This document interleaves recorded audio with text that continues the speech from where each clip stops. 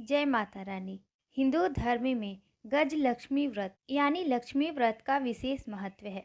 भाद्रपद शुक्ल अष्टमी के दिन से यह व्रत शुरू होता है और 16 दिन तक यह व्रत किया जाता है। इस व्रत में माँ लक्ष्मी का पूजन किया जाता है।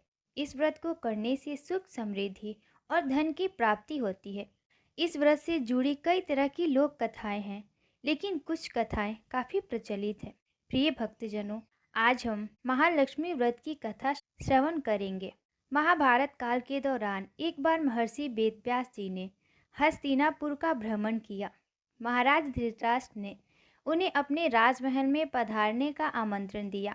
रानी गंधारी और रानी कुंती ने मुनि वेदव्यास से पूछा कि हे मुनि, आप बताइए कि हमारे राज्य में धन की देवी माँ लक्ष्मी और सुख समृद्धि कैसी बनी रहे। यह सुनकर वेदव्यास जी ने कहा कि यदि आप अपने राज्य में सुख समृद्धि चाहते हैं तो प्रतिवर्ष आश्विन कृष्ण अष्टमी को विधिवत श्री महालक्ष्मी का व्रत करें।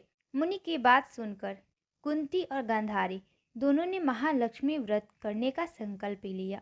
रानी गांधारी ने अपने राजमहल के आंगन में 100 पुत्रों की मदद से विशालकाय गज का निर्माण करवाया और नगर की सभी स्त्रियों को पूजन के लिए आमंत्रित किया, परंतु रानी कुंती को निमंत्रण नहीं भेजा। जब सभी महिलाएं गंधारी की राजमहल पूजन के लिए जाने लगी तो कुंती उदास हो गई। माता को दुखी देखकर पांचों पांडवों ने पूछा कि माता आप उदास क्यों हैं। तब कुंती ने सारी बात बता दी। इस पर अर्जुन ने कहा कि माता आप महालक्ष्मी पूजन की तैयारी कीजिए, मैं आपके लिए हाथी लेकर आता हूँ। ऐसा कहकर अर्जुन इंद्र के पास गए और इंद्रलोक में अपनी माता के लिए ऐरावत हाथी लेकर आए। जब नगर की महिलाओं को पता चला कि रानी कुंती के महल में स्वर्ग से ऐरावत हाथी आया है तो सारे नगर में शोर मच गया। हाथी को देखने के लिए पूरा नगर एकत्रित हो गया और सभी विवाहित महिलाओं ने विधि विधान से लक्ष्मी जी का पूजन किया।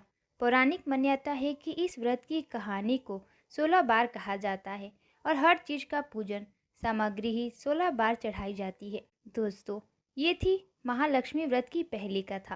प्रेम से बोलिए लक्ष्मी मैया की जय। अब है महालक्ष्मी व्रत की दूसरी पौराणिक कथा। पौराणिक कथा अनुसार प्राचीन काल में एक बार एक गांव में गरीब ब्राह्मण रहता था। वह भगवान विष्णु का परम भक्त था।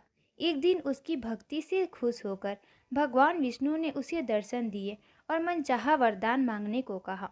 ब्राह्मण ने कहा कि उसके घर में हमेशा लक्ष्मी का वास हो। इस इच्छा को जानने के बाद विष्णु जी ने कहा कि उसे लक्ष्मी तो प्राप्त हो सकती है, लेकिन उसके लिए उसे थोड़ा प्रयत्न करना होगा। भगवान विष्णु ने कहा कि मंदिर के सामने एक स्त्री रोज आती है और यहाँ आकर उपले पाथती है। तुम बस अपने घर उन्हें आने का निमंत्रण देना।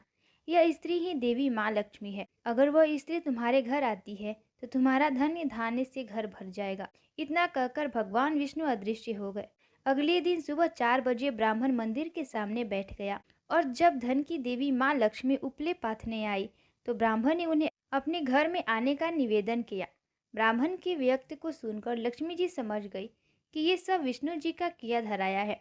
माता लक्ष्मी ने कहा कि तुम 16 दिन तक महालक्ष्मी व्रत की विधि पूर्वक करो और रात दिन चंद्रमा को अर्घ दो तो मैं तुम्हारे घर आऊंगी। देवी के कहे अनुसार ब्राह्मण ने देवी का व्रत एवं पूजन किया और उत्तर की दिशा की ओर मुख करके लक्ष्मी जी को पुकारा।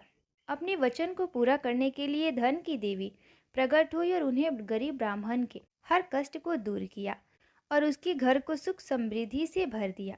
तो दोस्तों, ये थी महालक्ष्मी व्रत की दूसरी कथा। प्रेम से बोलो लक्ष्मी मैया की जय।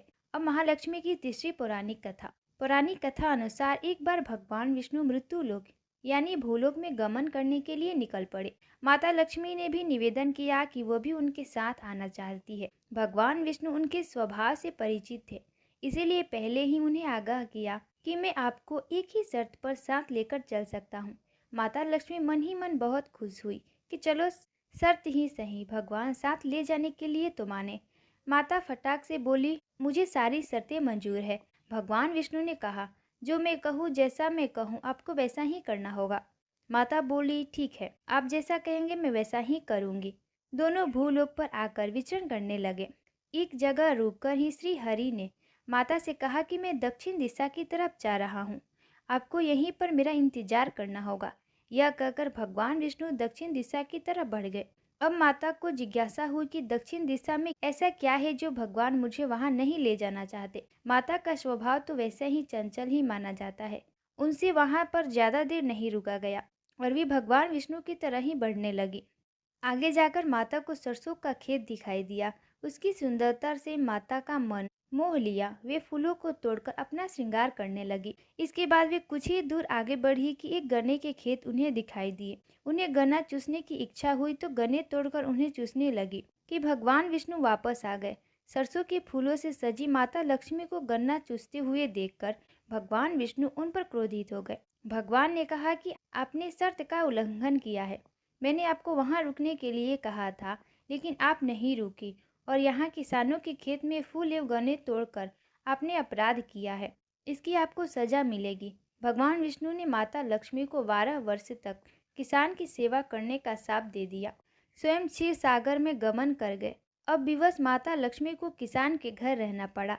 एक दिन माता लक्ष्मी ने किसान की पत्नी को देवी लक्ष्मी की प्रतिमा की पूजा करने को कहा और बोला कि इससे तुम जो भी मांगोगी तुम्हें मिलेगा। कृषक की पत्नी ने वैसा ही किया। कुछ ही दिनों में उनका घर धन्य धान्य से पूर्ण हो गया। हंसी खुशी समृद्धि से 12 साल का समय बीत गया। जब भगवान विष्णु माता लक्ष्मी को लेने के लिए आए तो किसान ने माता को ना जाने देने का हठ किया। इस पर माता लक्ष्मी ने कहा कि कार्तिक कृष्ण पक्ष की तेरस की दिन यदि वह विधि पूर्वक मेरी पूजा करे तो वह उसके घर से नहीं जाएगी, लेकिन वह इस दौरान उन्हें दिखाई नहीं देगी। वह एक कलश की स्थापना करे और उसमें कुछ धन रखे, यानी धन की लक्ष्मी का रूप होगा। इस प्रकार तेरस के दिन किसान ने माता की बताई अनुसार ही पूजा कर कलश स्थापना की और किसान का घर धन्य धान्य से पूर्ण रहने लगा। तब से लेकर आज तक धनतेरस पर माता लक्ष्मी की पूजा करने की परंपरा भी चली आ रही है। दोस्तों, महालक्ष्मी व्रत की कथा यहीं पर समाप्त होती है। प्रेम से बोलिए माता लक्ष्मी की जय।